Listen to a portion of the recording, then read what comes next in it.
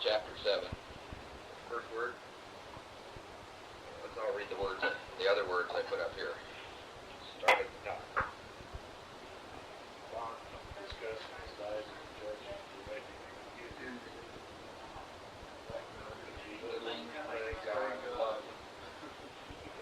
Is that what it says? First word. No, it says working. Oh, we're supposed to change the book? It's been changed. Trying to get it back to what it's supposed to be. Working with others versus working for others.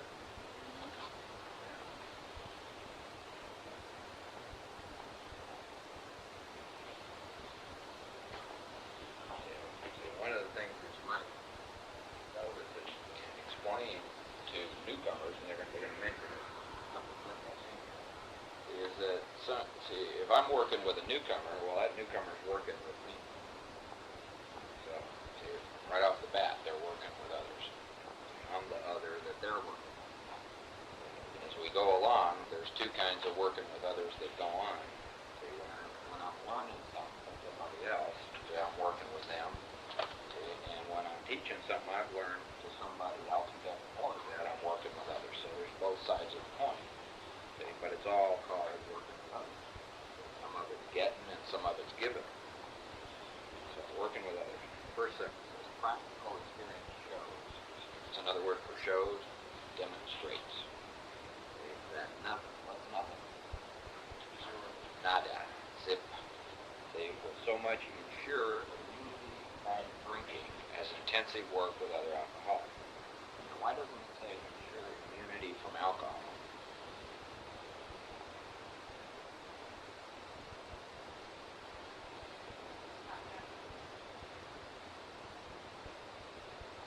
Will you ever be immune to alcohol, the substance? Yeah. Never be not alcoholic. Okay? See? So because of that, we have to have immunity from drinking it. See? Because we're never going to be immune to it. They're saying that nothing will so much ensure immunity from drinking. That's all you need. Just learning how to love yourself. Dealing with your feelings. And all of that. See, what is the thing, see, that will ensure immunity from drinking? The first place we saw that idea was on the first page of the doctor, about 3/4 of the way down the page.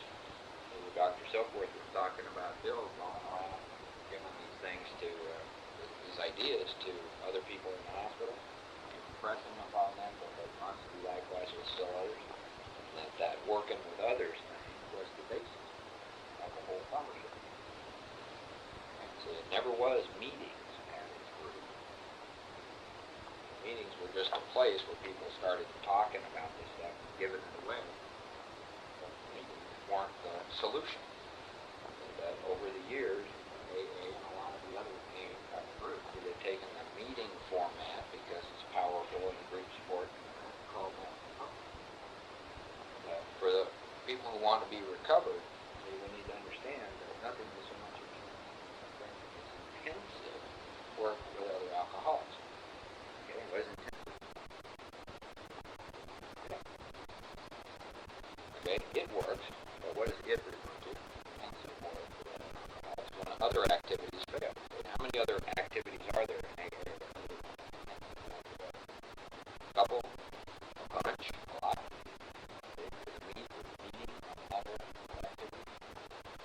So when all those things fail, okay, they're saying there's one fundamental thing. They got to keep it about each other. So this is our 12th suggestion. Giving this message to other alcoholics. What is this message? Yeah. Spiritual awakening, carry that message to somebody else. Same message. So it's pretty hard to do this if you've never done it yourself. So that's people don't work with that. They are not much into working with others.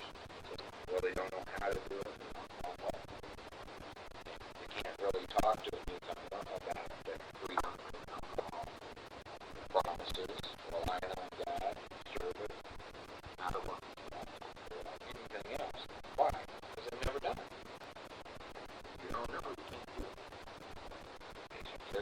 message to other alcoholics. Explode. You can help when no one else can. That's amazing statement. Others fail. Number page 18.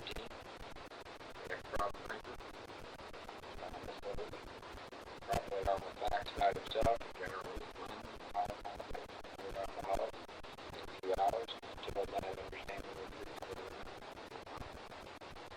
and so he says, remember they are very ill. And there's still a lot. Fine people to work with. They're suicidal. They're going through every problem. Society can't help them. And treatment centers, hospitals, nothing has worked. So you can be that thing. It's amazing amount of responsibility. They want to judge them or lecture them or any of that kind of stuff. Pretty much. They're sick, same way as we've been. It's all based on experience. Okay, next paragraph. Promises. Do this. So life will take on new meaning. Whose life? To watch people do what? Look at number 1. And what will they do?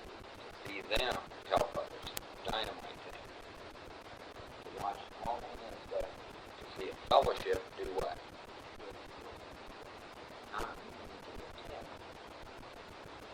It's not something that you join. It's something that we all went along to do it. You watch the fellowship grow up. Good. Cool. Watch to see a fellowship grow up about you, to have a host of friends. Remember what kind of friends Bill that talked about full story? The fair weather people. When he worked the staff, got involved in all this. Got many fast friends. Lifelong, strong, incredible friends. And have a host of friends. This is an experience. Here's a big must. You must not miss. Okay? So we know you will not want to miss it. You don't know that. And we're starting out, we don't know that. There's no because we've done it. Frequent contact with newcomers and with each other is the best part of our lives. Okay, perhaps you are not acquainted with any countries you want to know. I doubt that Bill and Bob, had any idea that it would be possible to be a member of an Alcoholics Anonymous group. They cannot know any drinkers who want to really have it. But that's literally possible today. Not knowing okay, so it says you can easily find some by asking doctors, ministers, priests, or hospitals. They will be only too glad to assist you. Remember in the days when this was written, there weren't any meetings.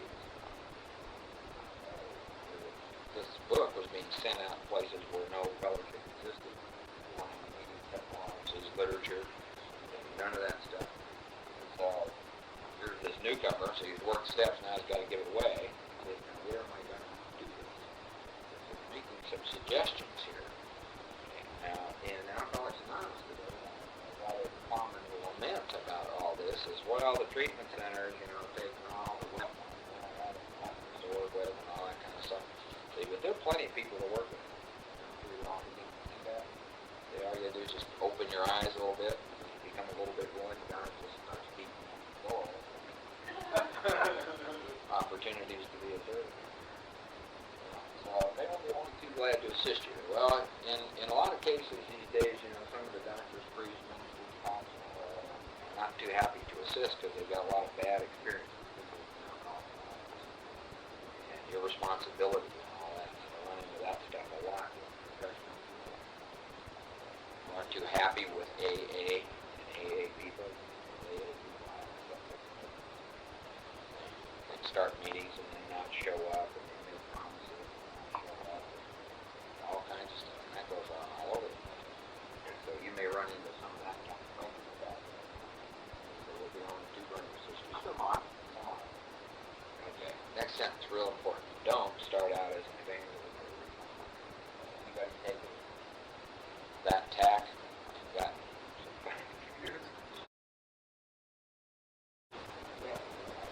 I took all this flaming sword of truth into the AA group side.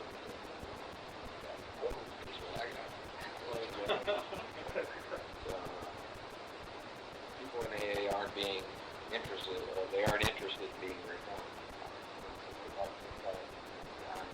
Do this. So, it is, unfortunately, a lot of prejudice exists. Unfortunately, once again, see, a lot of that prejudice exists in AA. So, some of you have encountered some of it. It's true. It says you will be handicapped if you arouse it. It's true. Carry the message, but not get people all riled up. Ministers and doctors are competent. You can learn much from them if you wish, but it happens that because of your own drinking experience, it will be useful to other alcoholics. So cooperate, never criticize. Pretty good rule of thumb, especially dealing with professionals. But it's also true within Alcoholics Anonymous. I always try to cooperate with whatever group I find myself working with.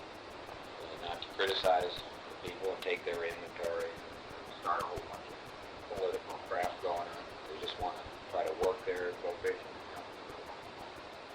So, if you take cooperate, never criticize, and apply it to every area of your life. Life goes a lot smoother. Doesn't mean be a doormat. Causes resentments and collisions. Okay, it says to be helpful is our own aim. What if everything in your life, that was true? Be helpful with everything. Service. Okay, top of page 9. When you discover a prospect for Alcoholics Anonymous, you discover them anywhere. So you do a lot of fishing at AA meetings, and you meet them on the street, friends, all that. It says, find out all you can about him or her. If he does not want to stop drinking, what tradition is that? 3. Here they're going to start saying the thing that they began to tell us in chapter 6, which is, don't waste time trying to persuade them. So what the best thing to do is try to determine immediately. That's what they want to do. People are in AA for some other reason. That, the other thing, all the million reasons why they show up in it. They don't want to stop drinking. They don't want to. They don't. Never make them. Never convince them that they ought to. So, number 1, if he does not want to stop drinking, don't waste time trying to persuade him. You may spoil it later on. All you got to do is what you talk to. Would that be true about you? Someone tries to persuade you of something you don't want to be persuaded about? Get open-minded or closed-minded? I always get closed-minded and resentful. See, so not only wouldn't I listen to you at that point, 5 years later I still wouldn't. Get out one of these. So they keep telling us all the way through here, so not to urge our family, not to urge the newcomers, not to urge anybody who doesn't want to stop drinking. Keep making the offer to anybody who's around. Says this advice is given for his family also. They should be patient, realizing they are dealing with a sick person. How is the family going to find that out?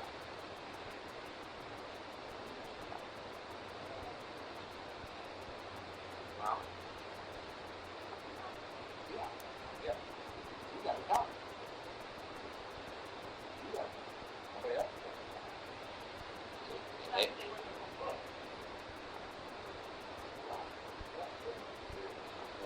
What they're going to tell us is we work with the family because it makes it more likely that the alcoholic will seek a solution. Okay, so that the whole deal here is that she'll see as we go through the instructions. Surround the wife, the in-laws, the children, the employer, everybody with correct information about alcohol and alcoholism. Now the alcoholic's in the middle of all that. See, and might get open-minded at that point. So we set up to do that. Okay. See, and so all through here, see, they're telling us to give accurate information, the proper kind of counsel to your family members, the wives, the kids, the husbands, the bosses, see, everybody. All our intents is alcoholics to a point where they realize they got to do something about their problem, but without anybody telling them that they have to. Okay, see, so it's always done. See, they're going to. The last part of the book is they don't marry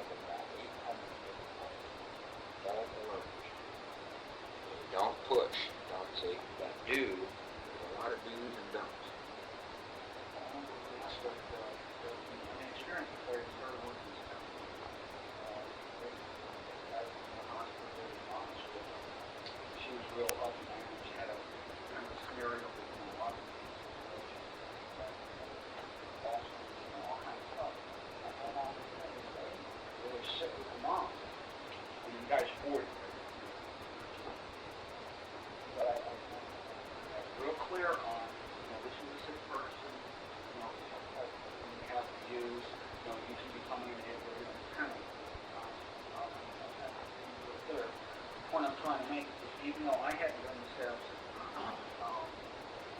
confused in a lot of ways in my own life. After talking to her, going through the steps, still that's it. She didn't even have she did not hear one word that I was telling her about this. She was pushing on the clock and saying, can you help me?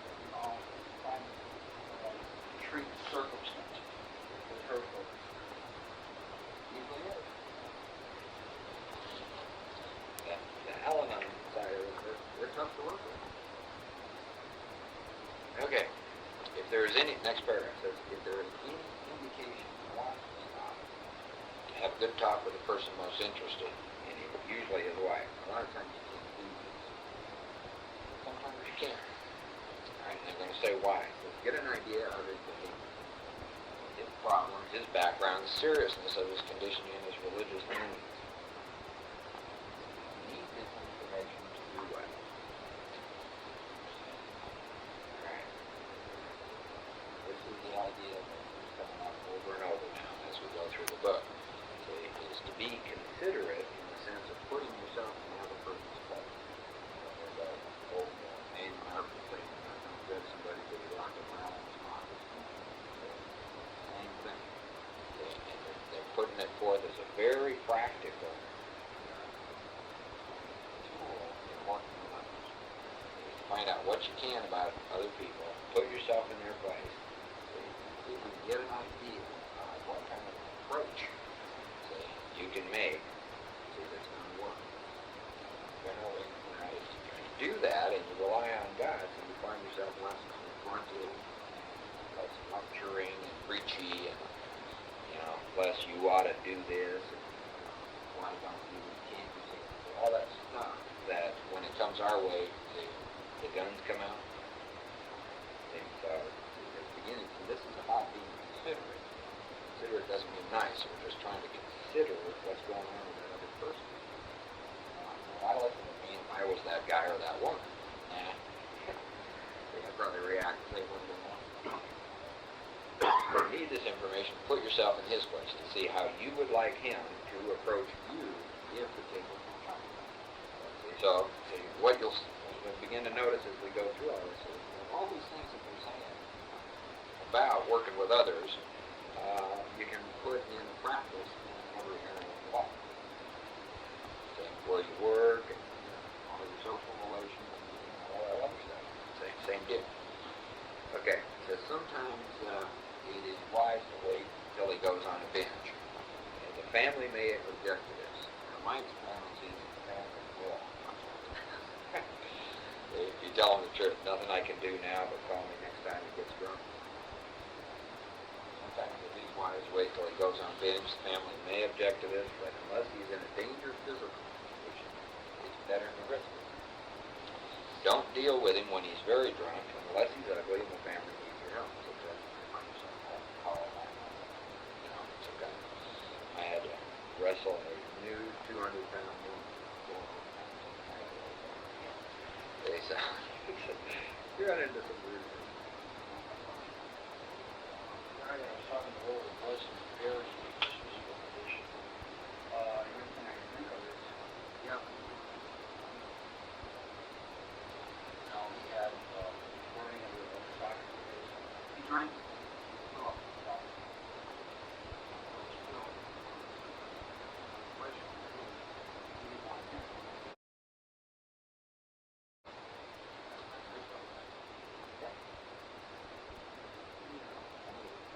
Somebody's going through heartbreaking. There's a lot of that. You just got to watch them down.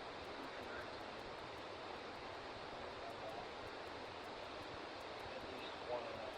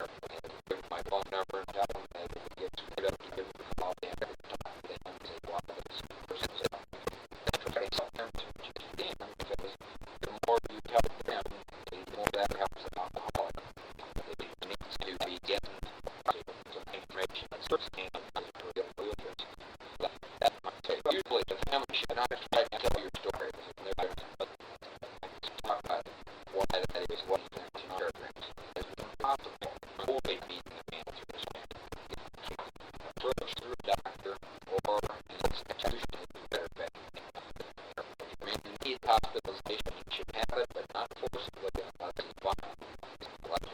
if you will, tell me that's something in the way of a solution. Unfortunately, a lot of doctors out there who are offering substantial alcohol as a solution. If you get it, now we're running out of range fast. The doctors understand that you need a spiritual awakening. These guys are AA, listen to the program to do it. The doctors will not say, well, you've got a choice now. Here's a cheap relapse prevention. Your life was needs.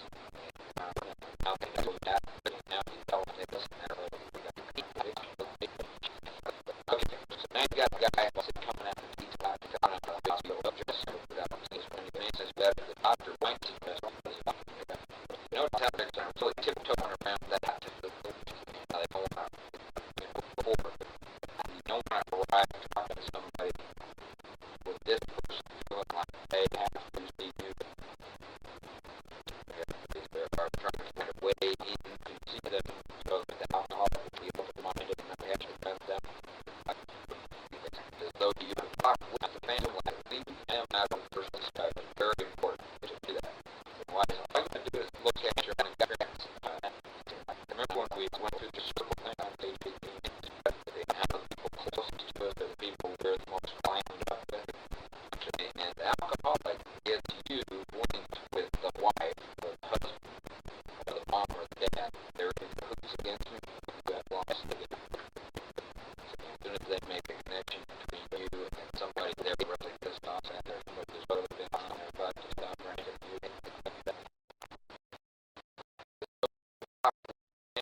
Try to avoid identifying with anybody that they found at all. Just want to be someone who's trying to be helpful, so keep it there. And when no one walk in and say, I've been talking to your wife about that one like that. So your mom told me, that you've been really screwing it up. So stay as neutral as you can, so that it makes sense. Though you're top with family, leave them out of the first discussion. Under these conditions, your prospect will see that he's under no pressure. But it's real important. All you got to do is remember back how you were, when people were urging you to do something about how screwed up your life was and all that. Okay, he will feel he can deal with you without being watched.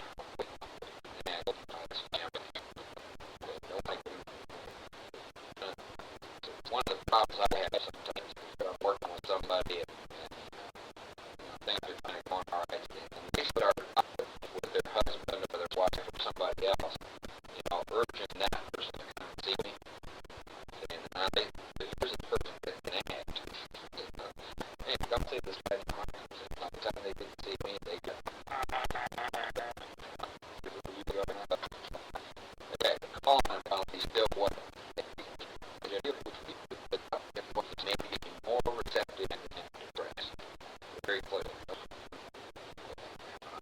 We're on the first visit to this guy, and watch how they start dancing. The truth out here is that we tell people while they are jittery and while they are depressed. Because quite often this is when they are the most open-minded. It says, see your man alone if possible. First, engage in general conversation. After a while, learn to talk to some face and drink. Tell him enough about your drinking habits and experience to encourage him to speak of himself. And this is why, we all drunk a lot. What really was all about. It was to get this guy or this woman to see that you know about drinking and to get them talking. The more you get them talking, the more you can learn how to work with them. Okay? So, we're not there to entertain anybody.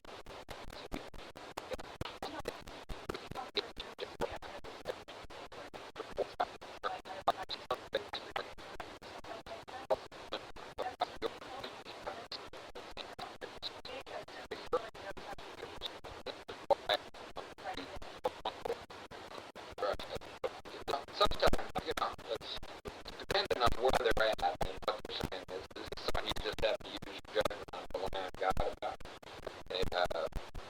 Somebody tells me that they are suicidal and depressed, they're generally expecting, oh God, don't do that sort of reaction. It's some sort of normal all button pushing kind of thing.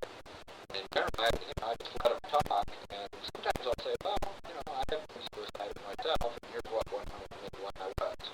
And they go, that kind of stuff. But I usually don't say I understand how you feel, because they've heard that at every treatment center from every liar that there is in the world. And the first thing they're going to think is, no, you don't. So I may convince them that I do, but it's not something that you got to make a rule about. You don't want to go in the end with it. The alcoholic will spot a technique in 14 seconds.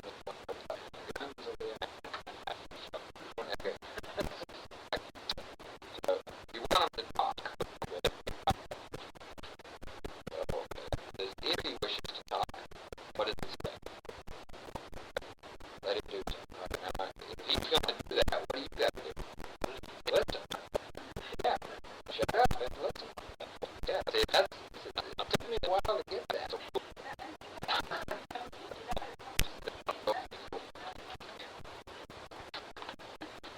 It's not to handle it. It says if he wishes to talk, let him do so. The guy told me that was 15 years that I've been trying to get going here for a while. I only started talking this morning, and I listened to him. It was like really going on. And after about 25 minutes, he said, "Oh, man, come on, you just let me do this, right?"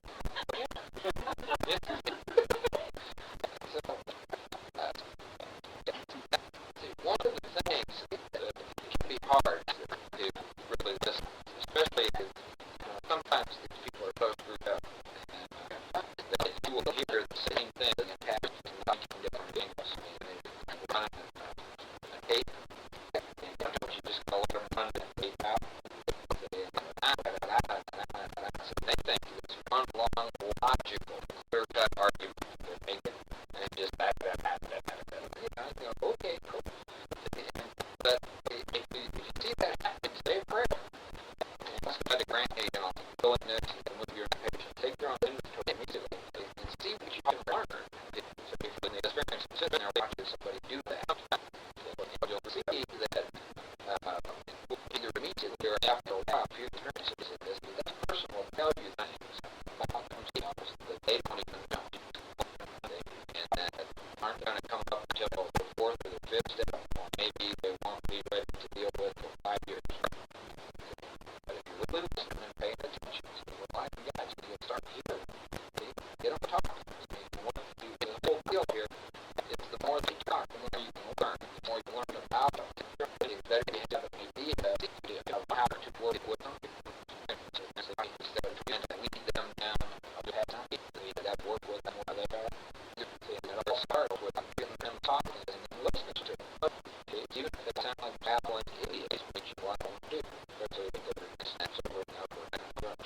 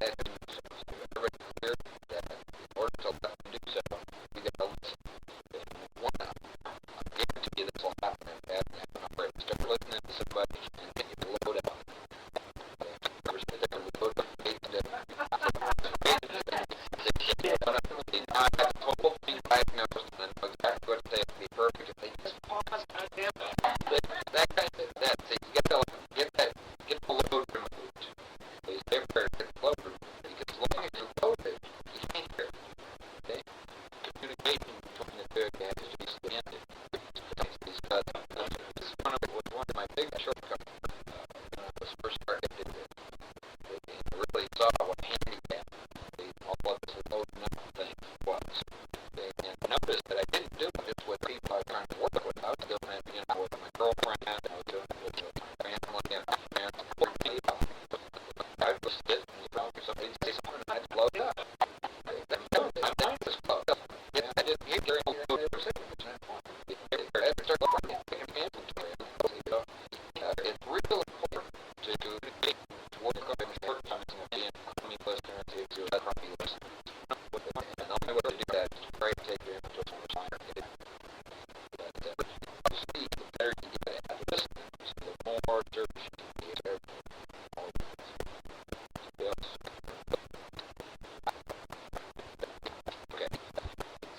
can do so, you will thus get a better idea of how your audience proceeds. It's really true. If anybody done that yet, see that. One of the big mistakes I made early on was kind of this sort of the idea that Bill had when he first started working with others. These people needed me, and I know all this great stuff about that, and so I'm going to work on trying to get him where I am. So instead of working with them where they are, until I learned how to do that, they won't let them leave. I was pretty ineffective. You just got to start, find out where people are, and then start there. Put yourself in their place. See what would be open to. Because all these psychological judgments and diagnoses that I make for the naked are generally wrong. Now does I share it, right? Okay. It says it was not communicative. Everybody knows what I mean? This is long talk. The clown whatever. Right? Giving a sketch of your drinking career up to the time you quit. This is just to let them know, see, that you're an alcoholic. You're not somebody from mental health service. You're not just another psychologist. I'm not a shrink. I'm not this thing. The record. So give them a sketch of your drinking career. Time to put this thing for the moment of how that was accomplished. And what was accomplished. Stop. Just tell them you couldn't get stop. I want to lay it on. If he's in serious mood, you well on the troubles that we caused you. So if somebody's sitting there and they're doing one of these things, in my underwear, I got a shotgun over here, a bottle of Jack Daniels over here, 4 days growth of beer, crap all over the house. Start telling them about the early 70s when I was in the legendary filthy house down to Beach, California. And what the house looked like and how I felt. Driving around playing with suicide with a friend band for the Saturday morning. All the depression. People started going, I can get out of that. But that's, I try to hit them right where they are. Okay, so you try to use your own experience. Well, you're on the troubles of your garage. You're going to tell people about being suicidal. All that sort of stuff. Okay? So being careful not to moralize the lecture. And it's really important. Again, too, once again, to put yourself in their place. As soon as anybody in any form starts doing one of these, what do you do? It's not. You got to smack immediately. Try to treat it as so to speak. You get completely out of the realm of you're a bad person, you're a stupid person, or a weak person, and that.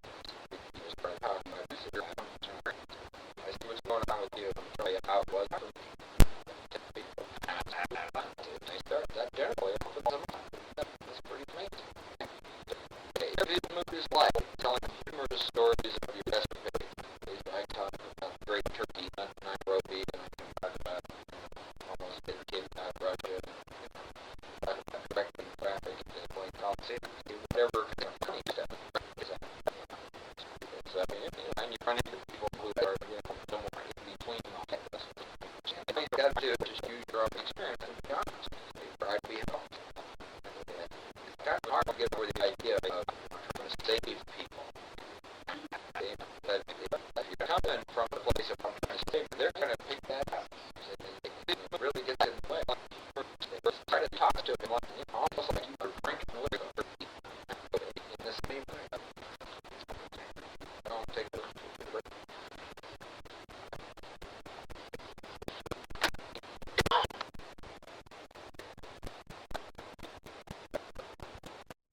Number 91.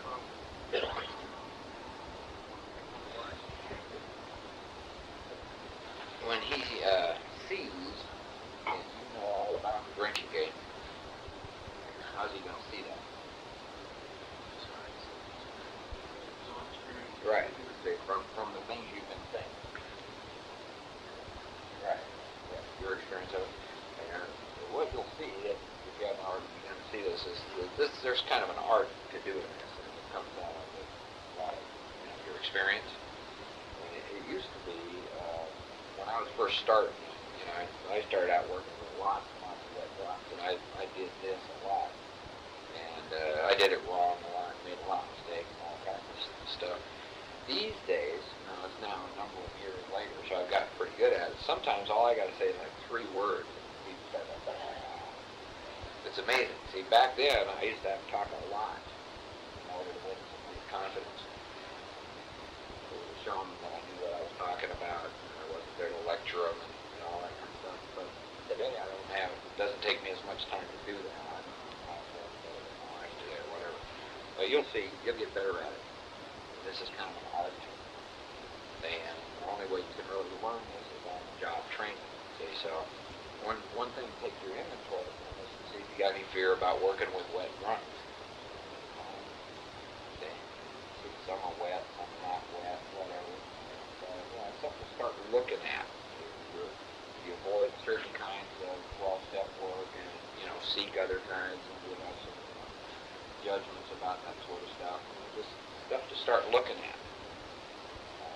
One of the things that I've seen is that as I went along, I started out working with lots and lots of wet drums, and I learned an awful lot about that, even though I got sober. Then as time went on, I began to work with more and more not so wet drums. And now I don't run into a whole lot of wet drums at once. I'm doing this kind of stuff and doing 4th and 5th steps.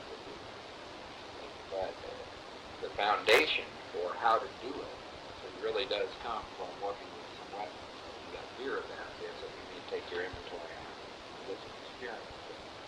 So just to get over your fear that they're going to beat you up or whatever it is. Okay, so when you choose to know all about the drinking game, commence to describe yourself as an alcoholic. Tell him how baffled you were. See, that sounds pretty honest. Yeah, screwed up. How you finally learned that you were sick. How did you finally learn that you were sick?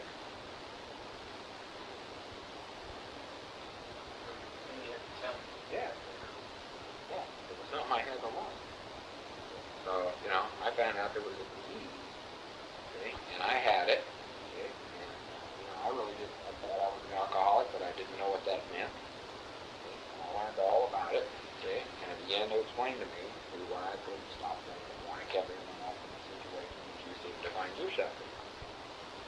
So how baffled you were, and now you finally learned that you were sick. I didn't know it. Yeah, I had to learn it. Everybody I know who's recovered had to learn it. Okay? Give him an account of the struggles you made to stop, the cycle of drinking, home resolutions, the remorse, all that stuff. How this was repeated over and over. That was a hopeless state. Show him the mental twist that leads to the first drink of the spree. What's that called? Yeah. The obsession and the strange mental blank. How that works. How we decide to quit when we find ourselves drinking. So, if you're talking to an alcoholic, they're going to go, no shit, that happens to me.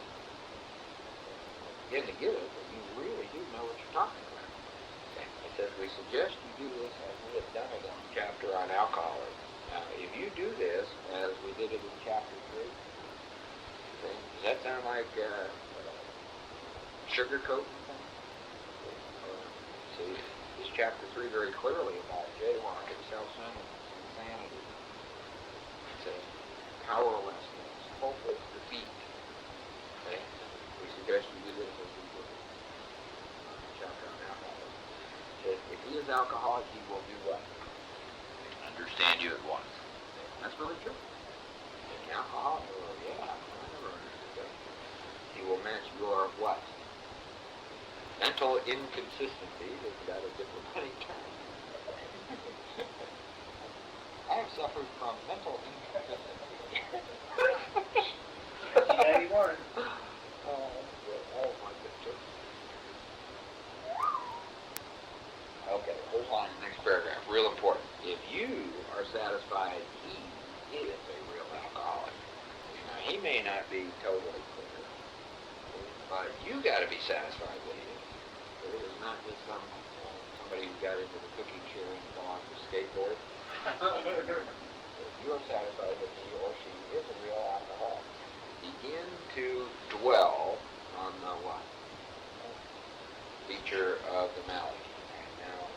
it, or are we on to the newcomer? This is the first time you ever talked to him. Begin to dwell. What does dwell? Focus. Focus, linger, hang out in, Stay on. stay on, stomp in. Okay. Does this sound like don't scare the newcomer? See, if you are satisfied, he or she is the red alcoholic, begin to dwell on the hopeless feature of the malady. Show it from your own experience how the queer mental conditions surrounding the first drink prevents normal functioning of the willpower. A lot of stuff out there. The obsession and the strange mental blank spots, how bad you want to stop. These things, everything you know about alcohol and everything you know about your past experience, you ever notice how that just gets in there? You find yourself drinking and then you wonder why you're drinking again. Show them how your own experience. It happened to me over and over and over again. The will is amazingly weakened when it comes to combating liquor, though it often remains strong. You might be sitting in $1 million home talking to this person. Might be a doctor, might be a lawyer, could be the governor, could be a street guy. But it doesn't make any difference. They're all in the same condition. Can't stay sober, and they really don't know why, and they never know anybody to explain to them why that is. And it's this process that they're describing right now, see, that saved Dr. Bob's life. Dr. Bob had researched alcoholism for many years and already knew the steps in the Oxford book. But he did not understand this. He did not understand the hopeless feature of alcoholism. He had to learn it from a 6 months sober, non-medical alcoholic in New York. And it was until this piece of information got in that he finally became willing to turn his will and his life over to God. So it was this information that saved his life, not any of the other information. And all alcoholics have to know this before the stretch of them. Tell them from the get-go. Every newcomer, I don't know this. From the first time we'll meet them, see, start telling them. Let me show you what's going on. Let's start looking at your own experience. When you begin telling somebody, start coming back.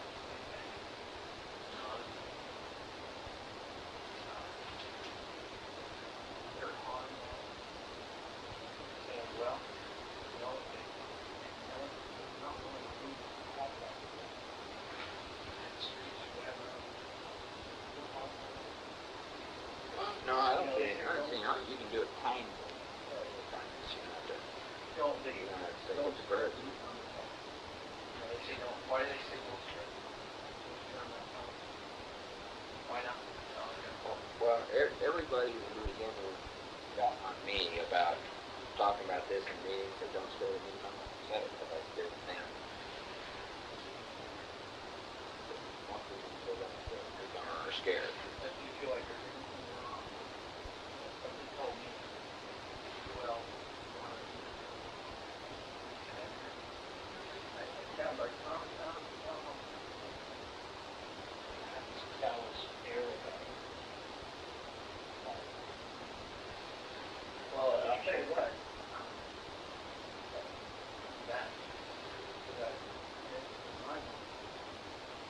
I'll show him.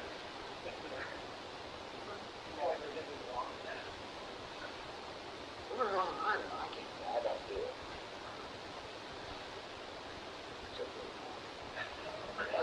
This is not something you can make rules about.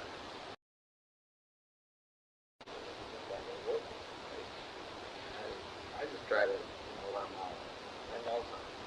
If you want to know it, I'll tell you. It's okay. Do what you want. And I thought, I hear things in a kind of not so boring way. I'm not quite sure yet. Step there.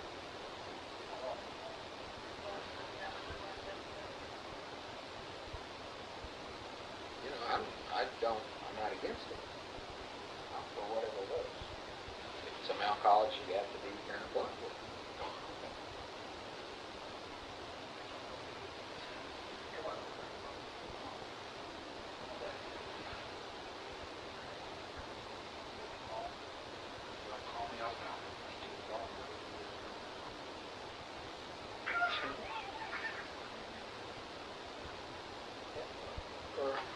people going out and getting drunk. Could be less than that.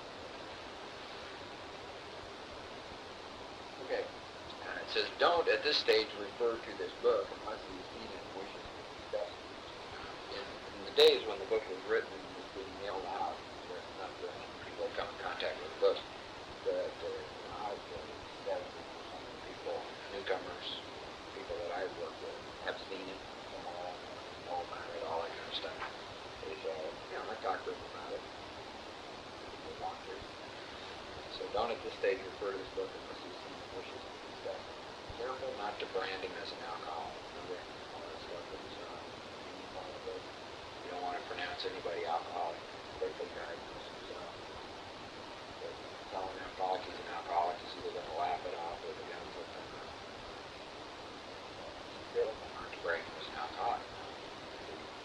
Half or better newcomers that I work with, they look me in the eye and they say, "Do you think I'm an alcoholic?" I say, "What do you think?" Does it look like you? I just don't. You don't do you any good. What I do. Like what it is, you can take a look and see if you got it. See, what I'm telling you is what I got. I can't tell you if you're an alcoholic. I didn't do your drinking. I don't know what happens to you. I don't know if you experience it. But I can tell you how to find out. Alcoholics always are trying to suck you in with that. As soon as you say yes, this is what it comes up. Now it's all on you. Alcoholics are pretty manipulative. A lot of times they don't even realize it. Be careful not to brand him as an alcoholic. You'll get a lot of that. Let him draw his own conclusion. Everybody's got to see it for themselves. So our job is to help them to draw this conclusion. Not to persuade them that they're alcoholic. Not to diagnose them. But to let them find out for themselves. It says if he sticks to the idea that he can still control his drinking, tell him that possibly he can. Okay, great. Go do that. Yeah, he's not to that alcoholic. But insist. What does insist mean? I'm saying it's well. Insist. That if, so remember when they talked to Fred at the end of chapter 3, they told him that if he had an alcoholic, the time and place and time. Insist that if he is severely afflicted, they make little chance of probably finding himself. His own willpower or desire or decision or effort or research. So you're planting a pretty heavy seed in the ground. So right here, let them know. So there's something real serious going on. And they're going to make that a little more plain or more blunt for the next paragraph. Okay, so far we have said to dwell on the hopeless future, talk about the clear mental twist, insist about the severe affliction. Now the next word is continue. To speak of alcoholism as a what? A what? Okay. Continue to do this. What visit are we on? First is continue to speak of alcoholism as a fatal malady. Talk about the conditions of body and mind which accompany. What are they? What's the condition of the body? Condition of the mind. Possession. Talk about that. To who? This newcomer. When? First visit. This sounds a little bit different from what you hear in meetings. Yeah. When? Keep his attention focused. The definition Dave gave as well. Keep his attention dwelling mainly on your personal experience. But what personal experience were you telling me? Hopeless. Finally learned I was sick. Explain. Underline this. This is in the book that goes out with the kids. Explain that many are what? Doomed. Who never realize their predicament. See all the words and the things that they are saying? You got this guy or this woman, see, open-minded. See, they said it's best if they're jittery and depressed, see, and at the end of the spree. See, and here you just dumping a load of gravel in their gearbox. So this guy or this woman is never going to be able to drink and have fun again.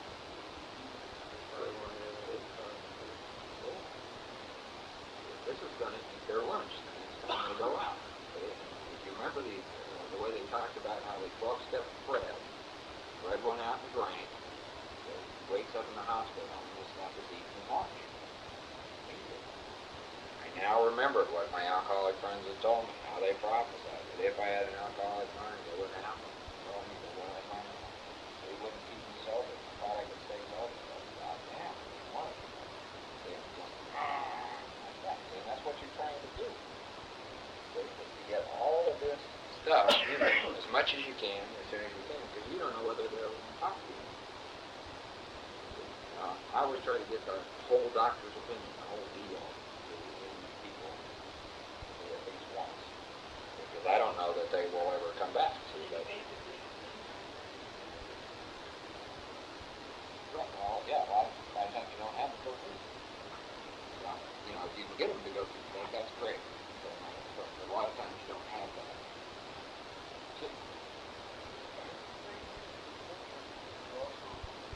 Talk to a newcomer like that, sort of to deter it. Sometimes. I don't make a rule to walk in with a book. Yeah.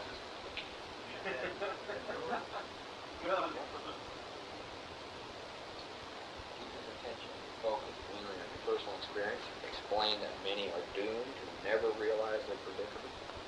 Doctors are rightly loath to tell alcoholic patients the whole story unless it will serve some good purpose. We take the example of somebody's got some severe stomach pains and they go to the doctor doesn't know what to do, so they do some exploratory surgery, take them in, cut them open, whoops, riddled with cancer everywhere, terminal, got say 6 months to live, outside, pops, sew them back up, put them in the recovery room. Doctor goes over to the waiting room and talks to the family and says, this is what we found. This person is going to die. There is no hope. Now, the best thing is to tell them a lie. We don't tell them what we found. We just tell them that we're going to give them some of this and some of that, and they've got an ulcer, and we'll give them some less severe things, because there's no sense telling them they're doomed. It's just going to scare them and screw up the last 6 months of their lives. So we're going to, it's probably best to keep this a secret from them, because there is no solution. And the longer they are kept from the information, the better their remaining time will be.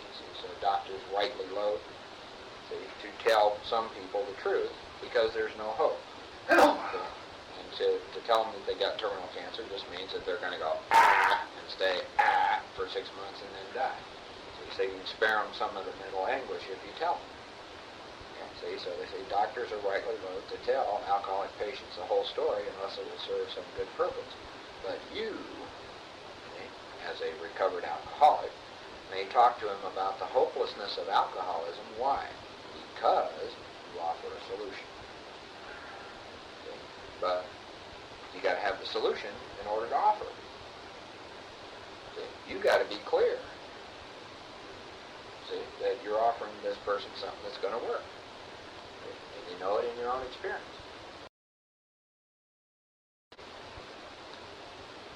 Okay. You will soon have your friend admitting he has many, if not all, of the traits of the alcoholic. There are, a number of assumptions there. Number one was that the guy really wanted to stop drinking, and that he was open-minded, and listening, and all that. And the other one is, that you're doing a good job on this 12-step call. If his own doctor is willing to tell him that he's alcoholic, so much the better. I don't know, my experience with that one is that the diagnosis of a doctor has never made much of a dent in any alcoholic I've ever worked with. I worked with a lot of Dr. Lackner's patients, and he told them they were going to die, and they're just like, just right over their head. Didn't impress them at all. Huh?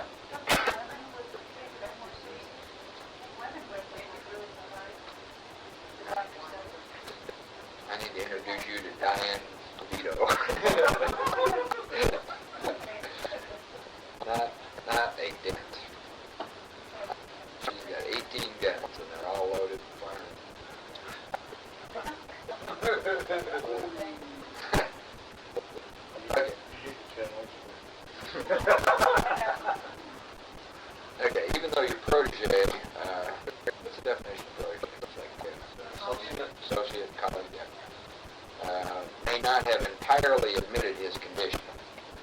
He has become very curious to know how you got well. Let him ask you that question, he will. And the deal here is that sometimes you can do this and sometimes not. But it's always best to try to operate in the mode where you lay the information out and try to have them ask you what it's all about, rather than tell them before they ask. Okay, see, because if they ask, they're generally open-minded. If you're telling them, sometimes you don't know whether they're open-minded.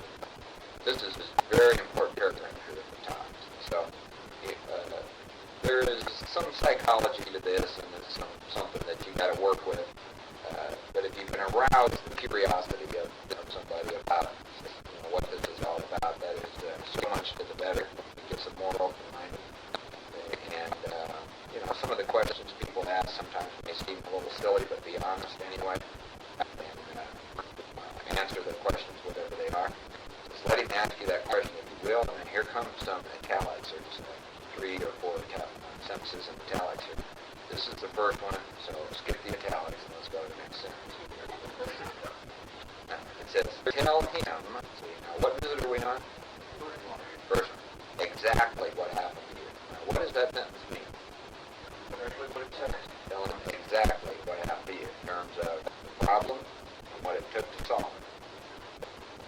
So I'll read the next sentence, not in italics, together out loud. Stress the spiritual feature freely. What visit are we on? Okay.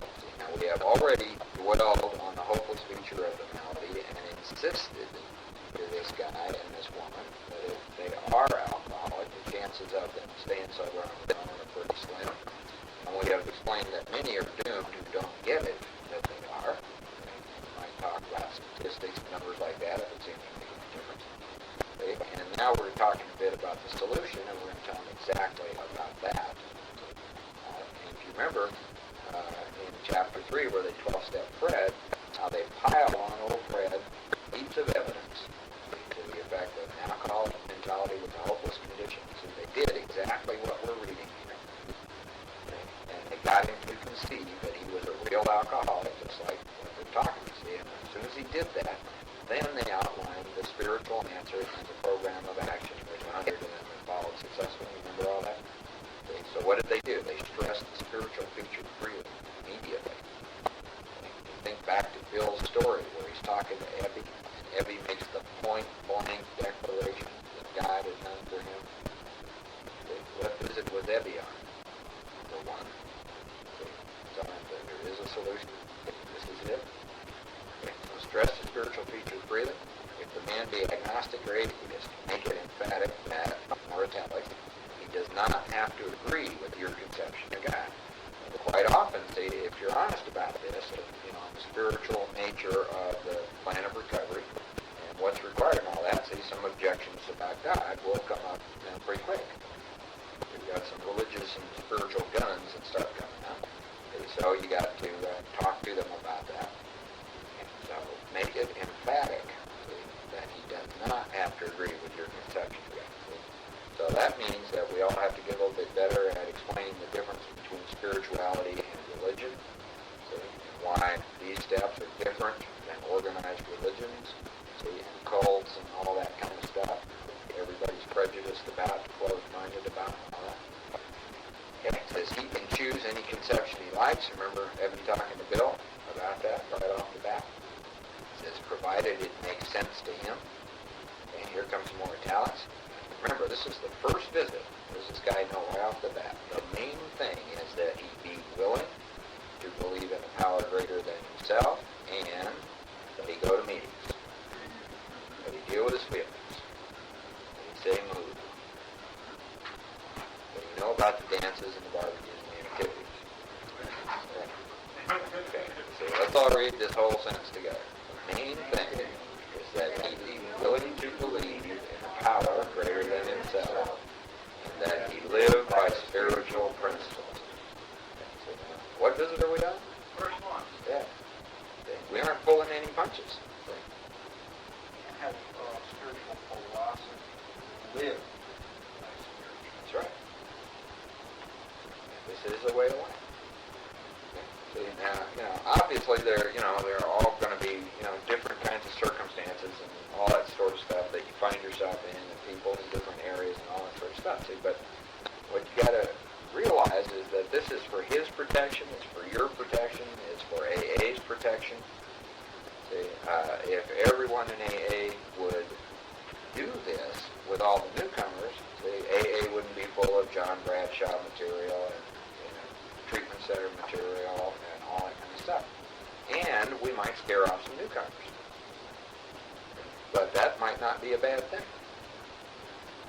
heard one thing, Dave Miller was one thing, I said, don't worry about scaring them out, talk all about that. I was from Royce State, and the guy, shoot up. Yeah, this whole thing about scaring them back out, can get pretty hairy. I was pretty afraid of scaring them out, and so because of that, I would sugarcoat a lot of things.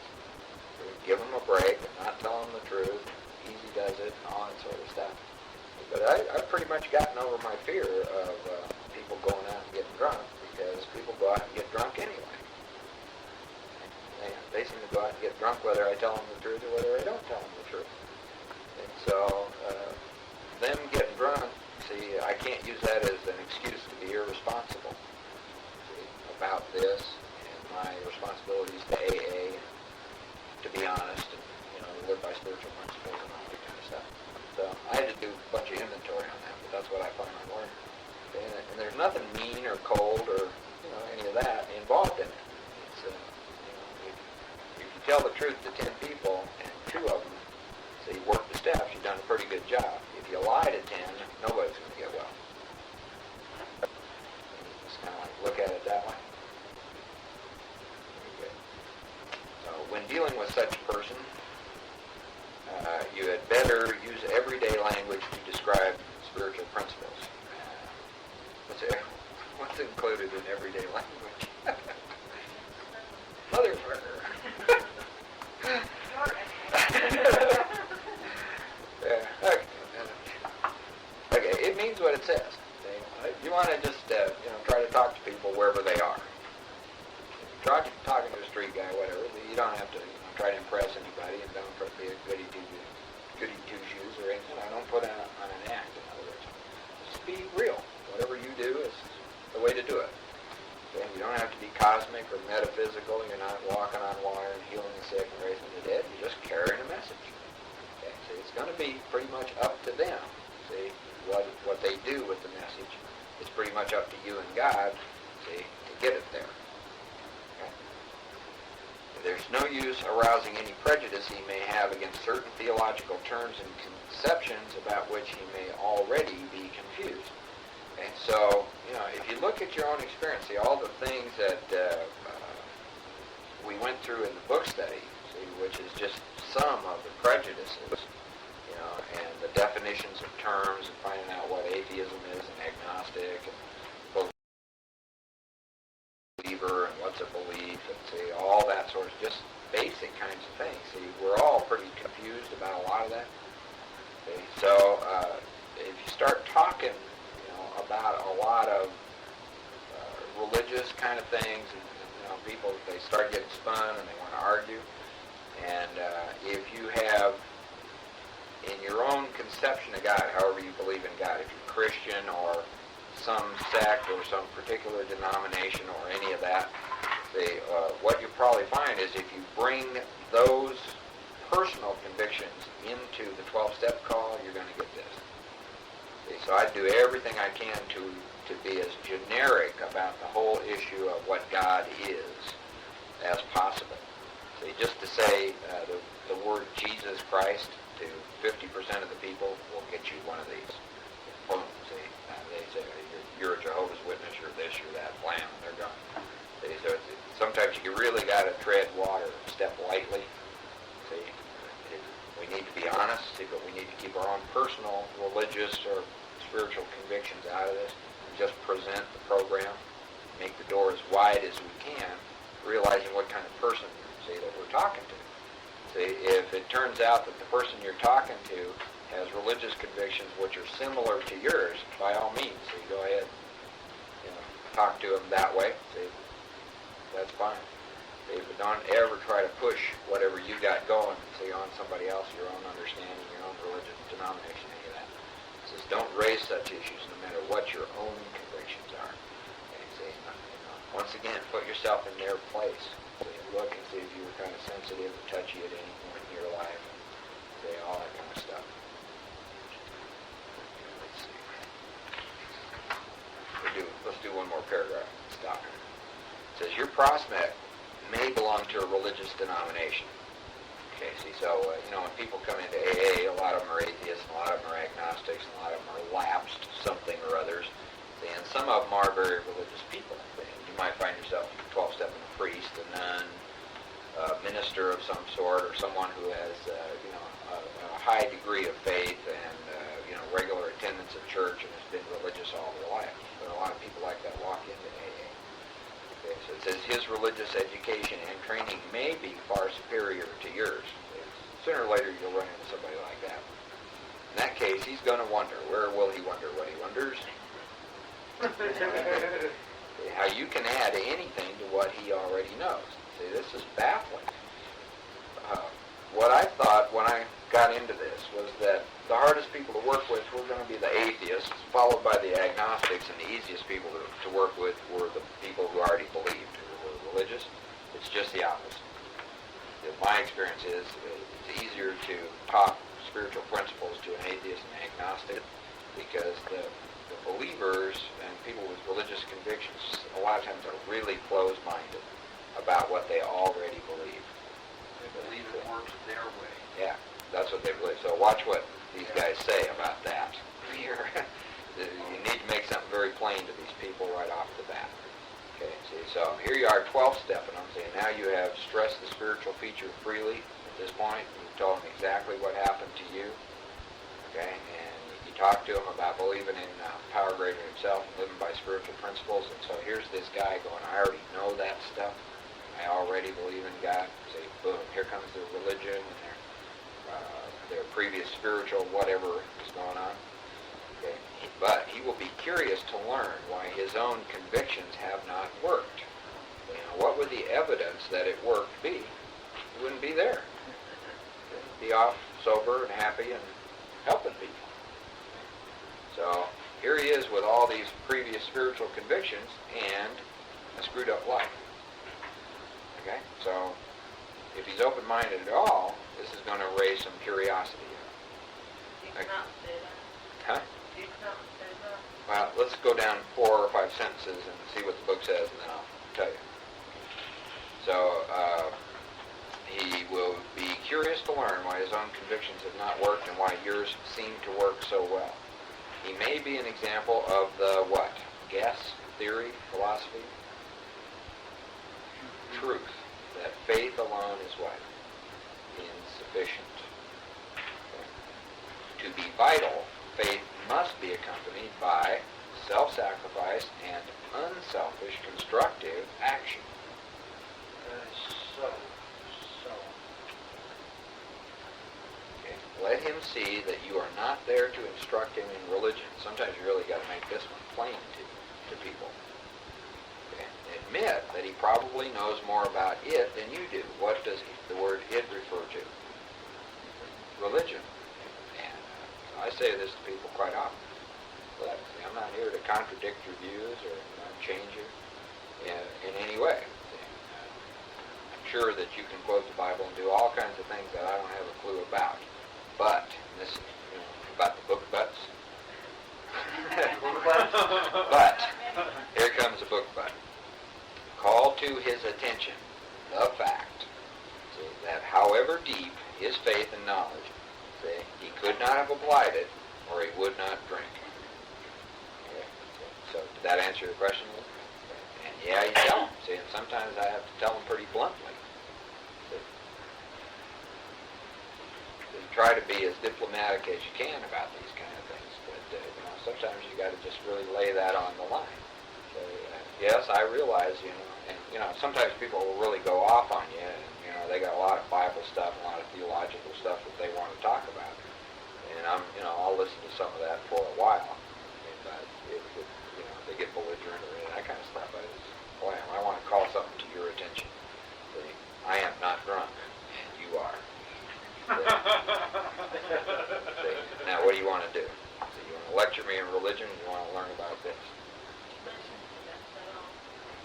You bet. You bet.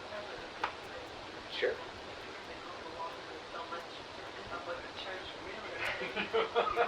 I didn't. What? It goes along with so much of what the church really is, I think, because people do it. I think the church is like the true church. Yeah, I probably came, from this kind of stuff. We just got organized and lost the message. Okay, see, so this is pretty important. This doesn't apply much to the atheists and the agnostics. This kind of stuff doesn't even come up. But if you run into some of the believers, you'll catch some flack from some of the believers some of the time. Okay, so perhaps your story will help him see where he has failed to practice the very precepts he knows so well. Now, I don't know much about many of your backgrounds, see, but if you have been a believer in life and a drunk, and then worked the steps, see, then that's an experience you got to share with someone who is in the same condition. I went to church and I was very religious and I read the Bible and I said the prayers and I did whatever it was, see, and I did not stay sober. And I believed in God and I had faith and I did all that stuff and I did not stay sober. And here's why. I failed. See, da-da-da-da-da-da-da. I did the steps, see, and now I'm da-da-da-da-da-da-da. Whatever that is. Okay, so there's some very valuable experience that you have, see, that will help somebody else, see, to see what's going on with them and maybe what they need to do about it. Okay, perhaps your story will help him see where he has failed to practice the very precepts he knows so well. Okay, hi, Joe. We represent no particular faith or denomination, and sometimes you really got to make this clear to people. And fears about this kind of stuff come up in a lot of different ways. Some people view AA as a cult, some kind of secret sort of a deal. Other people, think of it some kind of fundamentalist revival. There's an awful lot of prejudice and fear, see, that people have about AA and what goes on in AA, and most of it's wrong. So, Just a definition of very precept. What's precepts? precepts is like a tenet or a principle.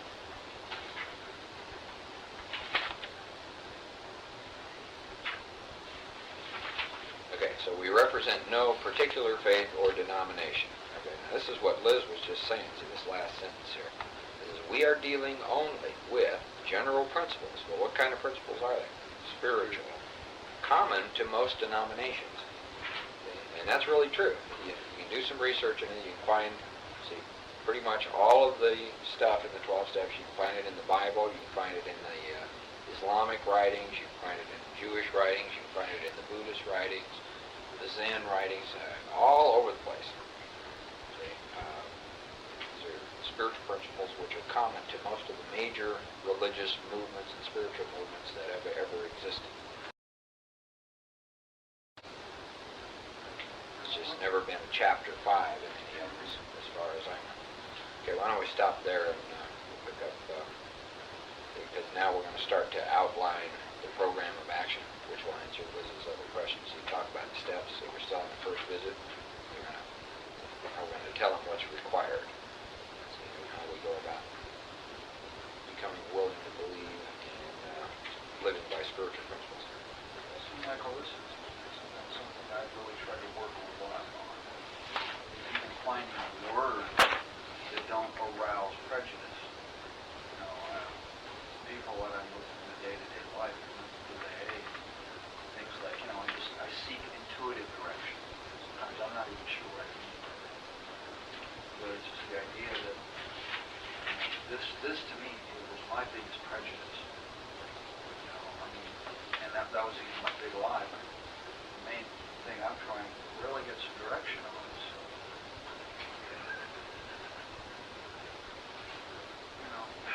Discount brand. it's just the idea of being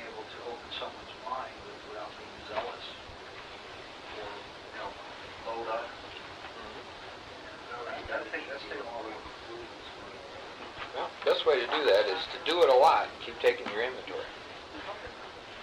Work with a lot of people.